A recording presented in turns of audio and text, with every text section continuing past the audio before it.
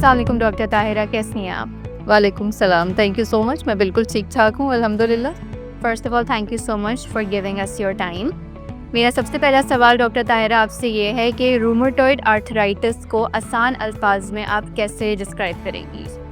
जी बिल्कुल, असल में मुश्किल ये भी है कि बहुत सारी जो हमारी बीमारियाँ हैं, ऑटोइम्यून कंडीशंस हैं, उनके उर्दू में नाम मौजूद नहीं है, तो आम लोगों को समझाना थोड़ा-सा मुश्किल हो जाता है। लकीली रूमेटॉइड आर्थराइटिस को लोग गैंचिया के नाम से जानते हैं, लेकिन गैंचिया ओरिजिनली गाउट के लिए यूज़ होता है, जो यूरिक एसिड की बीमारी है। जब मेरे पास मरीज़ आते हैं, उन्हें एक्सप्लेन करना होता है कि आपको क्या बीमारी है, तो उन्हें बताना पड़ता है कि आपके जोड़ों की जो झिल्ली है, because each joint have a membrane around it to keep it secure and all that. उसके ऊपर झिल्ली होती है जो उसको प्रोटेक्ट करती है ताकि वो नॉर्मली अपना फंक्शन कर सके और उसके अंदर लुब्रिकेंट रहे। तो वो जो झिल्ली है, ये उसकी सोजिश है। उसकी सोजिश का मतलब ये है कि जो नॉर्मल उसकी मोटाई है, जो नॉर्मल उसका फंक्शन है, वो अब ख़राब होना शुरू हो गया है। वहाँ ब्लड सप्लाई सोजिश की वजह से खून का दौरानिया बढ़ गया है, जिसकी वजह से उसने आपका जोड़ खाना शुरू कर दिया है, हड्डी खाना शुरू कर दिया है। तो शुरुआत में सिर्फ मोटाई आएगी उस लेयर में, लेकिन जैसे जैसे बीमारी बढ़ेगी, अगर उसे कंट्रोल नहीं किया गया तो वो जोड़ खाना शुरू कर देगी। तो जो एग्ज़ाम्पल मैं अपने मरीज़ों को देती हूँ कि जो आप चीज़ खा लेते हैं, एक दफ़ा चबा लेते हैं, वो कभी भी आपको ओरिजिनल फॉर्म में दोबारा नहीं मिल सकती। तो हमारा जो टारगेट होता है, कोशिश होती है कि जो तशख़ीस है, जो डायग्नोसिस है, वो ऐसी स्टेज आने से पहले शुरू हो, ताकि हम मरीज़ की जो जोड़ है उन्हें बचा सकें। क्योंकि वंस इट्स ईटन अप, एक दफ़ा खा लिया उसने जोड़, तो फिर उसके बाद आप उसको रिस्टोर नहीं कर सकते। तो क्योंकि इसके जो सिम्पटम्स होते हैं या अलामात होते हैं, वो काफ़ी हद तक एक सिंपल जॉइंट पेन या ऑस्टियोआर्थराइटिस से थोड़े बहुत मिलते हैं, तो किस तरह से एक पेशेंट इसको डिफरेंशिएट कर सकता है कि उसको रूमेटॉइड आर्थराइटिस है या फिर उसको ऑस्टियोआर्थराइटिस है? ये आपने बहुत अच्छी बात की। अगर आप इसमें से पेशेंट का लफ्ज़ हटा के डॉक्टर लगा देंगी, तब भी गलत नहीं होगा, क्योंकि हमारे यहाँ डॉक्टर्स भी डिफरेंशिएट नहीं कर पाते कि क्या पेशेंट को रूमेटॉइड आर्थराइटिस है या ऑस्टियोआर्थराइटिस। ऑस्टियोआर्थराइटिस का मतलब है कि एज रिलेटेड, उम्र के साथ जो तोड़ फोड़ हो रही है, वो वाली चीज़ें जो कि ख़तरनाक नहीं है, लेकिन उसका हल कदरे सिंपल है कि आप एक्सरसाइज करें, लाइफस्टाइल मॉडिफिकेशन करें। जबकि रूमेटॉइड आर्थराइटिस जो है वो एक तरह से ख़तरनाक है कि जॉइंट्स के अलावा भी ये चीज़ों को, आपकी बॉडी के ऑर्गन्स को, जैसे लंग्स हैं, आँखें हैं, उनको मुतासिर कर सकती है।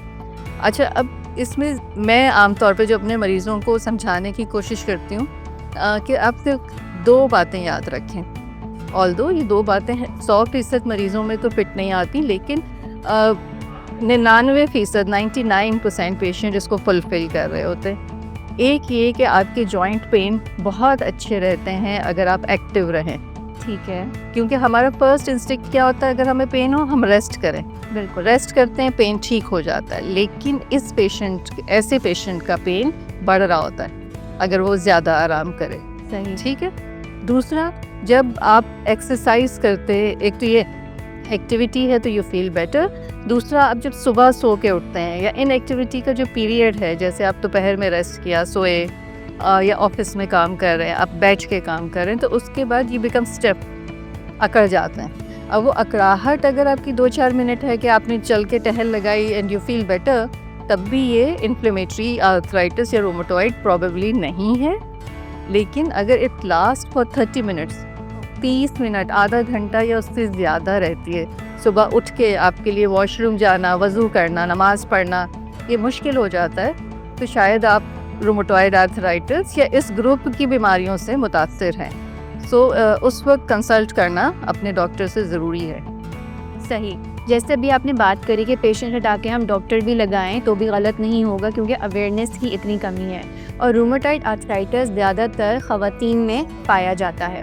तो वो जगहें जैसे रूरल एरियाज़ है, वहाँ पे ख़वातीन घर के काम में भी मुलव्वस होती हैं, वो बाहर के काम भी कर रही होती हैं, तो उनके लिए आप अवेयरनेस कैसे फैला सकते हैं कि वो इस बीमारी को किस तरह से मैनेज करें, क्योंकि वहाँ पर ऑलरेडी अवेयरनेस की बहुत कमी है।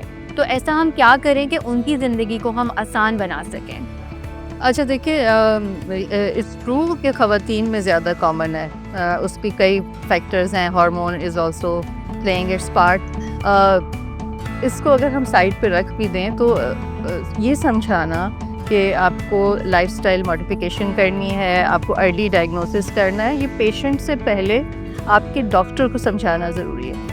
अब जो रूरल एरिया है, इन अर्बन में भी ये प्रॉब्लम बहुत ज़्यादा है कि उसकी एक वजह ये है कि रूमेटोलॉजिस्ट पूरे मुल्क में हैं ही कम, ट्रेन रूमेटोलॉजिस्ट। लेकिन इतने बड़े शहर में, जैसे मैं कहती हूँ कि लाहौर, इस्लामाबाद, रावलपिंडी में माशाल्लाह there is a huge number of rheumatologist. फिर भी जो लोग हैं वो जनरल फिजिशियंस को या ऑर्थोपेडिक्स को दिखा रहे होते हैं। They do not try to get the right suggestion या राइट डॉक्टर। उसकी वजह यही है कि अपॉइंटमेंट मिलना मुश्किल और नंबर में कम है और अवेयरनेस कम है ना। How do we improve the awareness? पहले तो डॉक्टर को सिखाना पड़ेगा ना कि भाई वो आइडेंटिफाई करें कि रूमेटॉइड आर्थराइटिस है, इसके बहुत अच्छे इलाज मौजूद हैं पाकिस्तान में। तो उसके लिए तो I know Pakistan society of rheumatology और इंडिविजुअल डॉक्टर्स भी सेशंस हो रहे हैं, CMEs हो रही हैं, लाइव सेशंस हो रहे हैं, देयर आर वेबिनार्स। और अब तो सोशल मीडिया इतना पावरफुल हो गया है कि उस पर बहुत सारे एजुकेशनल एक्टिविटीज़ होती हैं। लेकिन बात वही है कि वो वही करेगा जिसमें इंटरेस्ट है।